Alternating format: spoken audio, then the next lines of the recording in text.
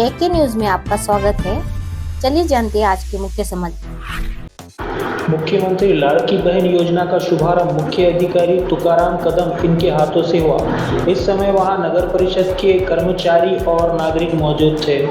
पाथरी नगर परिषद के अंतर्गत मुख्यमंत्री लाड़की बहन योजना के अंतर्गत नाम पंजीकरण और सहायता कक्ष की स्थापना गाला जुना महाराष्ट्र बैंक पाथरी में की गई है। इसी तरह और 2 सहायता केंद्र शुभारंभ किए जाएंगे। पहला मदद केंद्र जुनी महाराष्ट्र बैंक पाथरी, दूसरा महात्मा फुले मंगल कार्यालय पाथरी, तीसरा बळवंत वाचनालय पाथरी। महाराष्ट्र शासनाने नुकतीच चालू केलेली मुख्यमंत्री लाडकी बहीण योजना या अंतर्गत लाभार्थी महिलांचे नाव नोंदणी करून घेण्यासाठी आणि ॲपमध्ये त्यांचं नोंदणीकरण करण्यासाठी माननीय जिल्हाधिकारी महोदयांचे आणि शासनाचे निर्देश आहेत।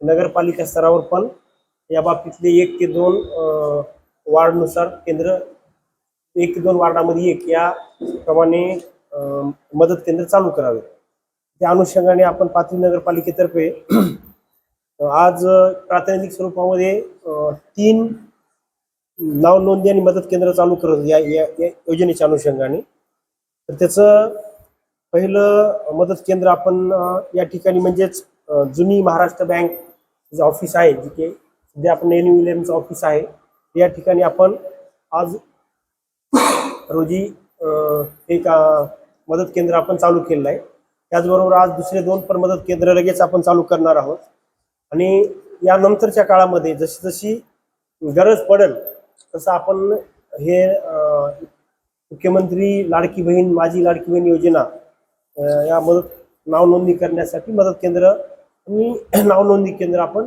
जशी गरज पडेल नागरिकाची जसं मागणी होईल तसं भविष्यामध्ये आपण ते मदत केंद्र वाढवणार आहोत। यामध्ये आपल्या माध्यमातून मी नागरिकांस अशी विनंती करू इच्छितो की आपण या योजनेमध्ये जी लाभार्थ्याचे निकष आहेत, जो लाभार्थी या योजनेमध्ये भाग घेऊ इच्छितात, शासनाच्या नियमन अटीमध्ये बसतात, त्या सर्व लाभार्थ्यांनी आपल्या आपल्या परिसरामध्ये आपण सध्या 3 मदत केंद्र चालू करतोय, तर तिथं येऊन आपण नावं नोंदवावेत आणि नगरपालिकेला आणि शासनाला मदत करावी। तर याच्यामध्ये दुसरं मदत केंद्र आपण चालू करतोय महात्मा फुले मंगल कार्यालय आणि तिसरं बळवंत वाचनालय या ठिकाणी आपण तिसरं मदत केंद्र नाव नोंदणी केंद्र चालू करतोय। त्यानंतर जशी गरज पडेल तसं आपण हे मदत केंद्र वाढवतो।